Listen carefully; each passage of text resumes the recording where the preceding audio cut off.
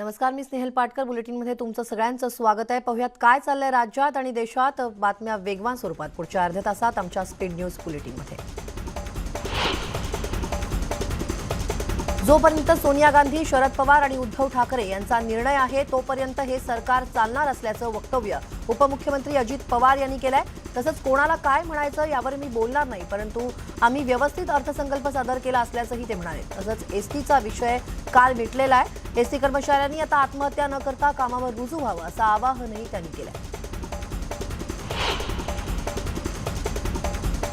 भाजप नेते किरीट सोमय्या हे परिवहन मंत्री अनिल परबांचं अनधिकृत रिसॉर्ट तोडण्यात यावं म्हणून दापोलीकडे रवाना झाले. त्यांच्यासोबत शेकडो कार्यकर्तेही रवाना झालेत. यावेळी त्यांनी चलो दापोली तोडो रिसॉर्टचा नारा दिला. घरातून निघण्यापूर्वी सोमय्या यांनी एक प्रतिकात्मक भला मोठा हातोडाही दाखवला.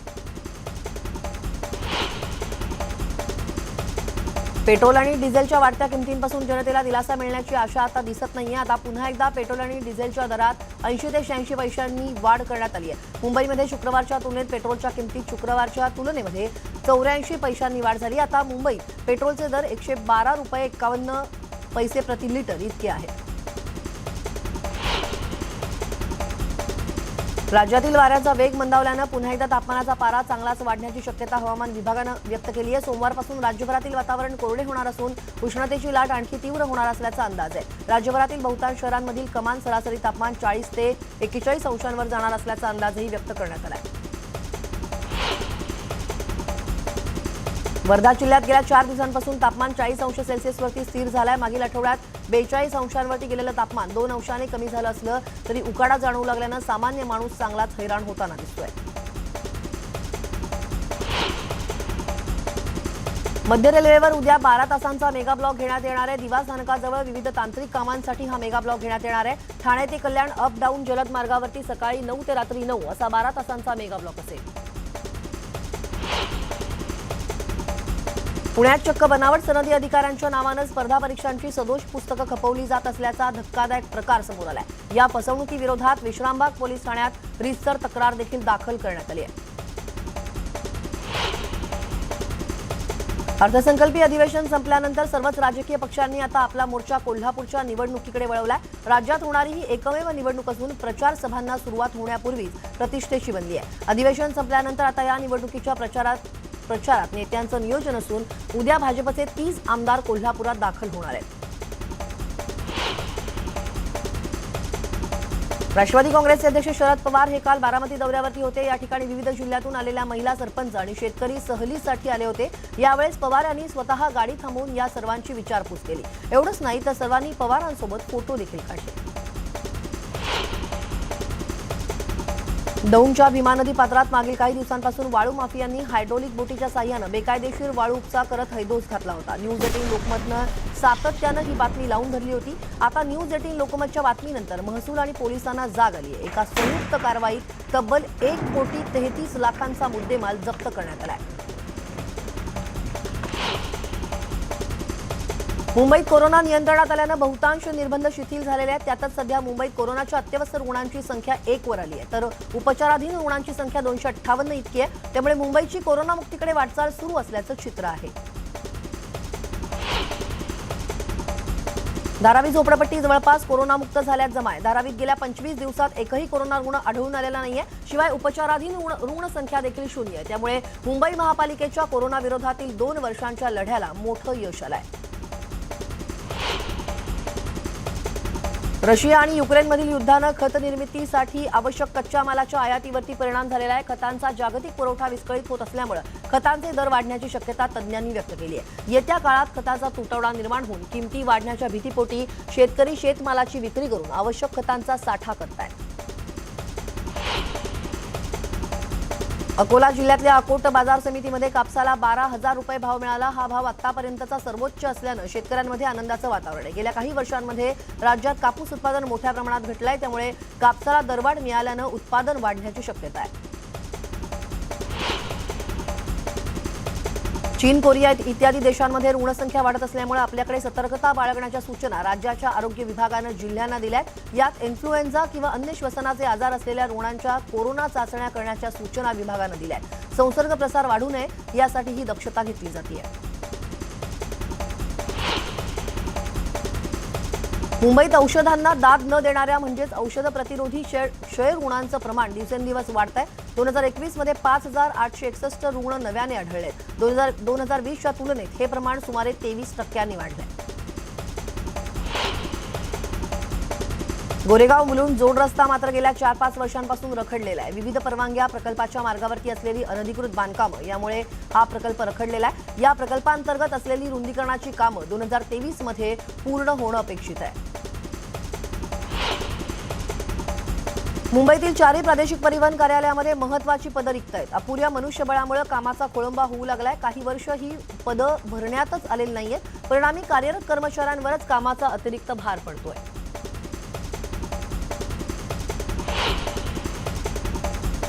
ठाणे पालिकेला मालमत्ता कर आणि पाणी पुरवठा कराची अपेक्षित उत्पन्न वसुली करणं शक्य झालेलं नाही. उत्पन्न वसुलीचं उद्दिष्ट पार करण्यासाठी पालिकेकडे अवघे 6 दिवस शिल्लक राहिले.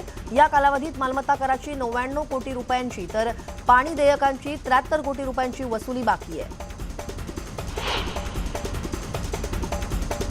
कल्याण पूर्व पश्चिम भागाला पाणी पुरवठा करणाऱ्या 12वे इथल्या जलशुद्धीकरण केंद्रात देखभाल दुरुस्तीचं काम करण्यात येणार आहे. या कामांसाठी मंगळवारी कल्याण पूर्व आणि पश्चिम भागाचा पाणी पुरवठा सकाळी 9 ते रात्री 9 वाजेपर्यंत बंद ठेवण्यात येणार आहे. उल्हासनगर शहरात एका व्यापाऱ्यावरती जीवघेणा हल्ला करण्यात आलाय. हा हल्ला सीसीटीव्हीत कैद झालाय. पूर्व वैमनस्यातून झालेल्या या हल्ल्यात व्यापारी कुणाल सोनवणे जखमी झालेत. पोलीस ठाण्यात आरोपी सूरज विश्वकर्मा आणि त्याच्या साथीदारांविरोधात गुन्हा दाखल करण्यात आलाय. बीड जिल्ह्यात शिवसेनेची पॉवर कमी आहे असं म्हणणारा सार्वजनिक बांधकाम विभागाच्या अधिकाऱ्याचा व्हिडिओ व्हायरल झालाय. त्यामुळे शिवसेनेच्या पदाधिकाऱ्यांकडून संताप व्यक्त केला जातोय. माजी न्यायाधीश नरेंद्र चपळगावकर यांना जीवन गौरव पुरस्कारानं गौरवण्यात आलाय. हा गौरव महाराष्ट्र फाउंडेशन अमेरिका यांच्या वतीनं देण्यात आलाय. भव्य कार्यक्रमाचं आयोजन यासाठी करण्यात आलं होतं. मात्र कोरोना निर्बंधामुळे हा पुरस्कार त्यांना घरी देण्यात आलाय.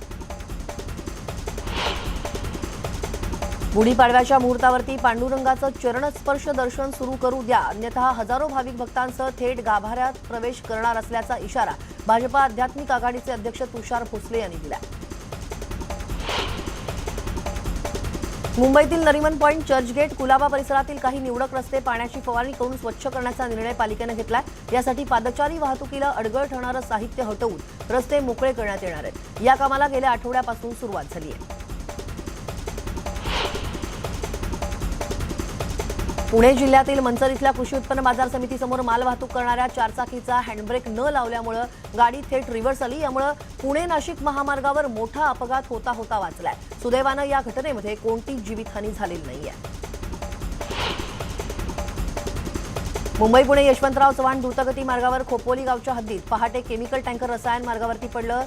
केमिकल टँकर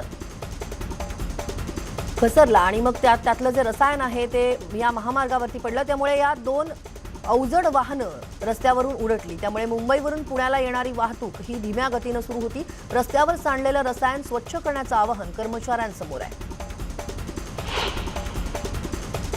मुंबईतल्या दहिसरमध्ये भीषण अपघात झाला असून ट्रकनं 4 जणांना चिरडल्याची घटना घडली. दहिसर हायवेवरती भीषण अपघात झाला असून एकाच कुटुंबातील 2 मुलांचा मृत्यू झालाय, तर यात आई आणि मुलगी गंभीर जखमी आहे. जुन्नरमध्ये बिपट सफारी पार्कवरून सुरू असणारं उपोषण अखेर मागे घेण्यात आलंय. जुन्नरचे शिवसेना जिल्हा प्रमुख शरद सोनवणे यांचं उपोषण मागे घेण्यात आलंय. 4 दिवसांनंतर मुख्यमंत्री उद्धव ठाकरे यांचे स्वीय सहाय्यक सचिन खारगे यांनी संपर्क साधला आणि त्यानंतर हे उपोषण मागे घेण्यात आलंय.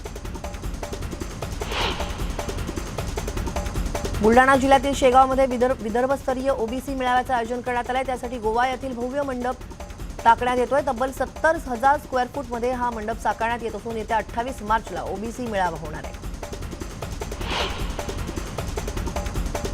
जळगाव जिल्ह्यातील भुसावळ शहरातील घराला आग लागल्याची घटना घडली. या आगीत एकाचा मृत्यू झालाय तर 1 जण जखमी झाल्याची माहिती आहे. आगीचं कारण अद्याप अस्पष्ट आहे.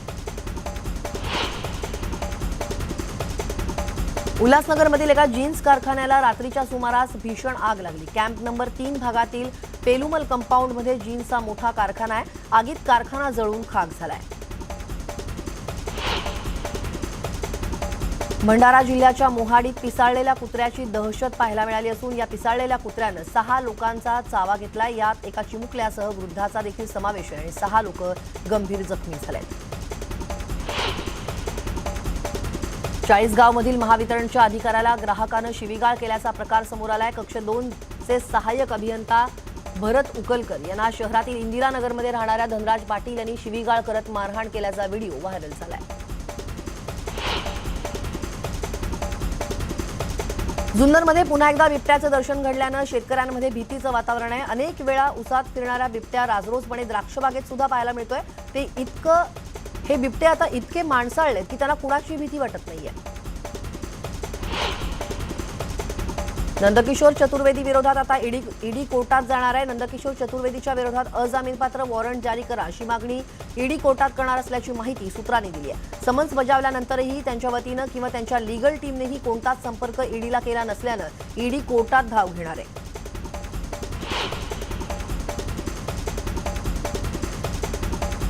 जालन्यात हप्ता वसुली करणाऱ्या महिला पोलिसाला एसीबीनं अटक केली आहे। देशी दारू दुकानदाराकडून 5,500चा हप्ता घेताना एसीबीनं रंगेहात पकडलाय।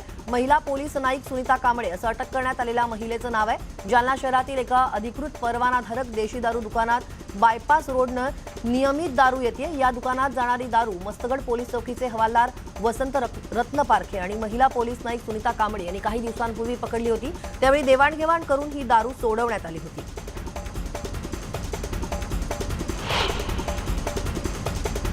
नंदुरबारमधील धडगाव बस स्थानकात एकानं गळफास घेऊन आत्महत्या केली। आत्महत्येपूर्वी या तरुणानं चिठ्ठी लिहिली असून प्रेम प्रकरणातून त्यानं आत्महत्या केल्याचं बोललं जात आहे।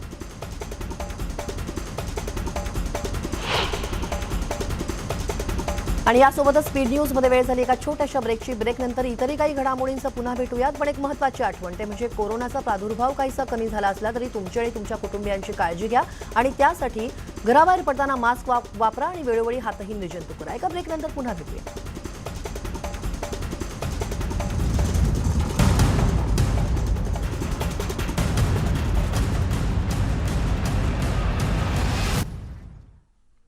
ब्रेकनंतर तुमचं पुन्हा एकदा स्वागत। बातम्या पाहूयात वेगवान स्वरूपात।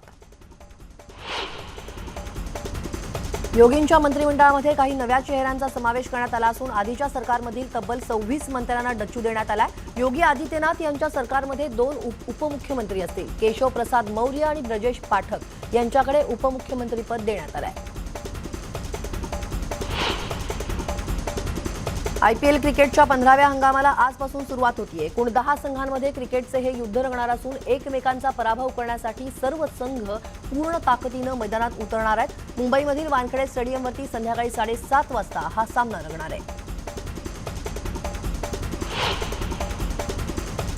द काश्मीर फाईल्स नंतर विवेक अग्निहोत्रींनी आणखी एक सिनेमाची घोषणा केली आहे। विवेक अग्निहोत्री दिल्लीमध्ये झालेल्या दंगलींवरती द दिल्ली फाईल्स हा सिनेमा बनवणार आहेत। विवेक यांच्या आगामी सिनेमातही कोणतेच मोठे कलाकार असणार नाहीये।